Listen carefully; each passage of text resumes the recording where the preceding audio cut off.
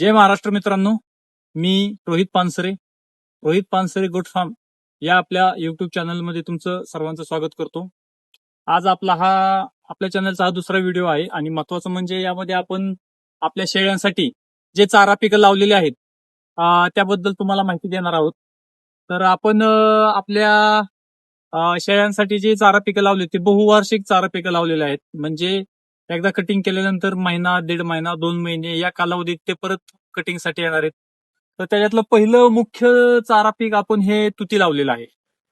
म्हणजे झाडपाल्यामध्ये तुती हा राजा आहे या पिकाचा.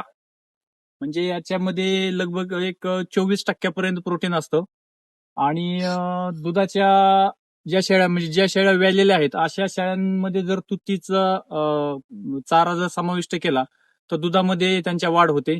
सोबतच जी पिल्ल 1.5-2 महिन्याची ज्यांनी चारा खायला चालू केलेला आहे अशा पिल्लांना सुद्धा तुती जर त्यांच्या कप्प्यामध्ये बांधली तर त्यांच्यामध्ये ग्रोथ वगैरे यायला चांगला फरक पडतो. सोबतच याने शेळ्यांमध्ये चमक सुद्धा भरपूर वाढते. तर हा आपण F1 जातीची ही तुती आहे. आता तुम्ही पान बघू शकता. तर हातापेक्षा पण मोठं असं याचं पान आहे. तुतीमध्ये अनेक प्रकार आहेत पण त्यात सध्या F1 ही जातीची तुती ही बेस्ट मानली जाते. चारा भरपूर येतो आणि दुसरं एक वैशिष्ट्य म्हणजे याचं ही झाडं एकदा मोठी झाल्यानंतर याची मुळं 10-12 फूट खाली जातात. म्हणजे यांना जे काही पोषण हवंय बाकीचे जे चारा आहेत आपले मेथी घास असू द्या, नेपियर असू द्या, तुमचं मार्वेल गवत असू द्या, दशरथ घास असू द्या, यांची मुळं तेवढी खाली जात नाहीत.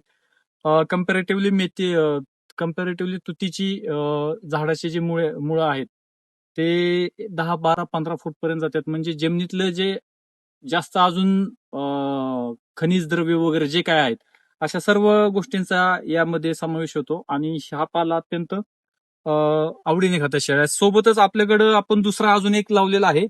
तो सुद्धा मल्टी कटिंग आहे आणि तो आहे दशरथ घास. तर सुबाबिळीचं क्रॉस केलेला हा चारा आहे.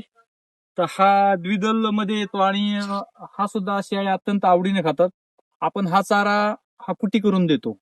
कारण ज्या खाली काड्या आहेत, खाली राहिलेल्या काड्या आहेत, जर तो आपण असाच बांधला तर याचा फक्त पाला शेळ्या खातात आहेत. ओके. आणि त्यानंतर ही याच्यातली जी काडी आहे ती बरेच वेस्टेज जातं. 30% याच्यात चारा खाल्ला जातो जर तुम्ही असाच बांधला तर. त्यासाठी याची आपण कुट्टी करून टाकतो. कुट्टी केल्यानंतर शेळ्या बऱ्यापैकी याच्यात खातात आणि वेस्टेज जायचं प्रमाण कमी राहतं. हा सुद्धा लहान पिल्लांना, शेळ्यांना दूध वाढीसाठी हे अत्यंत उपयुक्त आहे. याच्यामध्ये सुद्धा प्रोटीनचं प्रमाण चांगलं आहे. लगभग 18% याच्यामध्ये प्रोटीनचं प्रमाण आहे. तुम्ही गुगलवर पण सर्च करू शकता. सोबतच हा मल्टी कटिंग चारा आहे. म्हणजे हा जर व्यवस्थित लावला, तुमच्या शेतात जर तण गवत नसेल तर हा 6-7 वर्ष खूप चांगल्या प्रकारे चालतो. एकदा कटिंग केल्यानंतर 2 महिन्यापर्यंत याची परत दुसरी कापणी येते. अशा प्रकारे हे 2 चारे तुम्हाला सांगितलेले आहेत. आता सोबतच तुम्हाला अजून आपण शेळ्यांसाठी जे लावलेला आहे चारा आणि विशेष म्हणजे आपण आपल्या शेळ्यांसाठी आपल्या शेतात मल्टी कटिंग जे चारे आहेत, बहुवार्षिक पिकं हेच लावलेले आहेत, जेणेकरून त्याचा लगातार फायदा आपल्याला घेता येईल. आता सोबतच तुम्हाला दाखवतो हे मार्वेल गवत हे आहे. त्याला आपण कांडी गवत पण असं म्हणतो. हे पण दुधाळ ज्या शेळ्या दुधाच्या वगैरे आहेत, गाई म्हशी यांच्यासाठी पण चालतं. पण आपण आपला हा मुख्य व्यवसाय हा शेळीपालन आहे. तर दूध देणाऱ्या शेळ्यांसाठी हा पण अत्यंत उपयुक्त चारा आहे.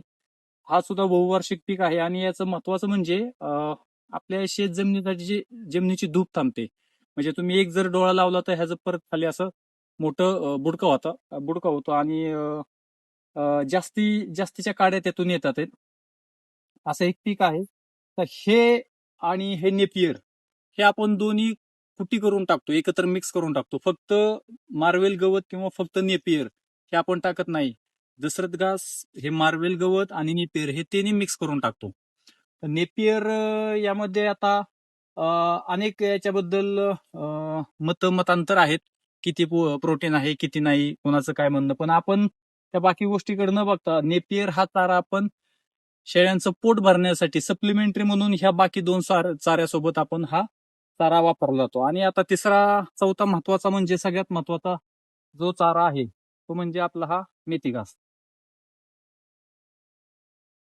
जसं झाडपाल्यामध्ये आपण तुती हा त्या कॅटेगरीमध्ये राजा म्हणतो, तसं घासामध्ये मेथी घास हा घासाचा राजा आहे. यामध्ये जनावरांचं वजन वाढ, प्राण्यांचं वजन वाढ, दूध देण्याची क्षमता, त्यांच्यामधली चमक, या सर्व गोष्टी ह्या मेथी घासातून भरून निघतात. याच्यामध्ये पाणी जास्त असतं, त्यामुळे हा कधी पण प्राण्यांना टाकताना एक कमीत कमी 4-5 तासाचं कट करून नेल्यानंतर 4 ते 5 तास याच्यात अंतर असावं प्राण्यांना देताना. सकाळी जर कट केला तर तुम्ही हा संध्याकाळी टाकला पाहिजे, किंवा संध्याकाळी जर कट केला तर दुसऱ्या दिवशी सकाळी टाकला पाहिजे, जेणेकरून याच्यातलं पाण्याचं प्रमाण कमी होऊन शेळ्यांना जुलाब वगैरे ह्या गोष्टी होणार नाहीत. दूध देणाऱ्या शेळ्यांमध्ये जर हा घास रोज एक टाइम जरी असेल तर दूध देण्याची क्षमता वाढते. याच्यात पण एक 22-23% प्रोटीन आहे. अशा प्रकारे आपण आपल्या शेतामध्ये तुती, नेपियर, मार्वेल, दशरथ घास आणि मेथी घास असे 5 प्रकारचे ओला चारा 5 प्रकारचा आपण शेळ्यांसाठी केलेला आहे. सोबतच एक टाइमची वैरण शेळ्यांना ही एक सुक्या चाऱ्याची हवीच.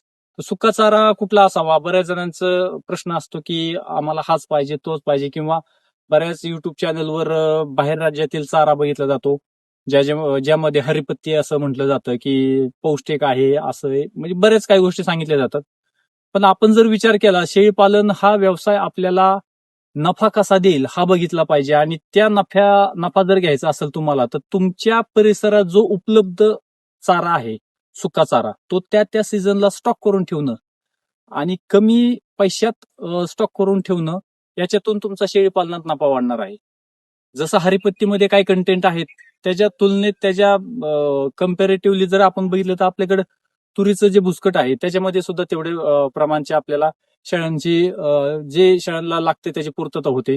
सोबत तुम्ही कडबा घेऊ शकता, जो की फक्त पावसाच्या पाण्यावर आलेला आहे. विदर्भ मराठवाड्यात त्या साईडला बराच असा कडबा भेटतो ज्वारीचा, की जो पावसाच्या पाण्यावर आलेला आहे, कमरे इतका, छाती इतका जो वाढलेला आहे, असा अत्यंत पौष्टिक असा आहे. सोबतच भुईमुग असतो, उन्हाळी भुईमुग, त्यावेळेस तो भुईमुगाचं वेल घेऊन जर तुम्ही जर व्यवस्थित त्याची गंज लावून ठेवली तर भुईमुगाच्या पाल्या इतका पौष्टिक सुका चारा तर मला नाही वाटत कुठला दुसरा असं. सोबत तुम्ही हरभऱ्याच्या सीझनला हरभऱ्याचं बुसकट घ्या, सोयाबीनच्या सीझनला सोयाबीनचा बुसकट घ्या, म्हणजे जो आपल्याला एक टाइमचा सुका चारा द्यायचा आहे, तो सुका चारा तुम्ही त्या सीझनला कुठला अवेलेबल आहे असा तो सुका चारा तुम्ही स्टॉक करून घ्या. तुमच्या शेडमध्ये साईडला कुठे स्टॉक करून घ्या, जेणेकरून तुम्हाला सकाळची एक वेळची वैरण सुक्या चाऱ्याची देता येईल. सुका चारा सकाळी दिल्यानंतर पहिला सकाळची वैरण देताना जर सुका चारा तुम्ही त्याच्यात इन्क्लूड केला तर शेळ्या पाणी जास्त प्रमाणात पितात. पाणी जास्त पिलं म्हणजे त्यांचं आरोग्य चांगलं राहतं. ह्या गोष्टी लक्षात घेऊन तरी आपण शेळ्यांना जो चारा केलेला आहे आपल्या शेतात त्याबद्दल आपण माहिती सांगितलेली आहे. याच्यात जरी काय माझ्याकडून सांगण्यात कमी जास्त झालं असेल तर तुम्ही कमेंटमध्ये सांगून ते दुरुस्त करू शकता. सोबतच तुम्ही तुमच्या शेतात शेळ्यांसाठी कुठला चारा लावलेला आहे याबद्दल पण तुम्ही कमेंटमध्ये सांगा. सोबत आपल्या चॅनलला सबस्क्राईब करा, लाईक करा, शेअर करा, आणि कमेंटमध्ये तुम्ही आपल्याला पुढचा व्हिडिओ कुठला असावा, काय असावा याबद्दल तुम्ही सांगत चला. त्या दृष्टीने आपण त्या विषयावरचा व्हिडिओ आपल्यासाठी घेऊन येण्याचा प्रयत्न करू. धन्यवाद.